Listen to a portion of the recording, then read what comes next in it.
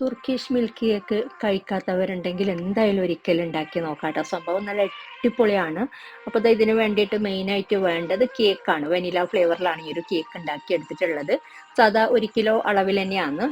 വലിയ ട്രേയിൽ ബേക്ക് ചെയ്തെടുത്ത കൊണ്ടാണ് കുറച്ച് തിന്നായിട്ട് കിട്ടിയിട്ടുള്ളത്. അപ്പോൾ നമ്മൾ ഇത് ലെയർ ചെയ്തെടുക്കുന്നില്ല, ഫുള്ളായിട്ട് തന്നെ വെച്ച് കൊടുക്കുന്നുണ്ട്. അപ്പോൾ അതിന് വേണ്ടിയിട്ടാണ്.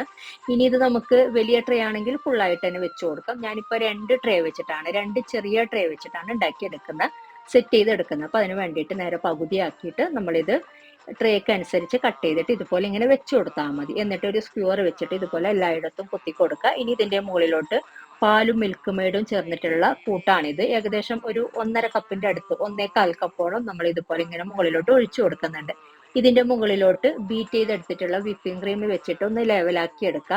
ഇനി ഇത് ഫ്രിഡ്ജിൽ വെച്ചിട്ട് സെറ്റ് ആയതിനു ശേഷം 1 മണിക്കൂറോളം ഫ്രിഡ്ജിൽ സെറ്റ് ആവാൻ വേണ്ടിയിട്ട് വെക്കുക. എന്നിട്ട് ഇതിന്റെ മുകളിലോട്ട് നമ്മൾ കാരമൽ സോസ് ഫുള്ളായിട്ട് ഒഴിച്ചു കൊടുക്കുകയാണ് ചെയ്യുന്നത്. എന്നിട്ട് ഇഷ്ടമുള്ള രീതിയിൽ ഡെക്കറേറ്റ് ചെയ്തിട്ട് സെർവ് ചെയ്യാം കേട്ടോ. ഡീറ്റെയിൽ ആയിട്ടുള്ള റെസിപ്പി എൻ്റെ ചാനലിൽ അപ്ലോഡ് ചെയ്തിട്ടുണ്ട്. സംഭവം നല്ല കിടുവാണ്. എന്തായാലും ഒരിക്കലും ഉണ്ടാക്കി നോക്കാം കേട്ടോ.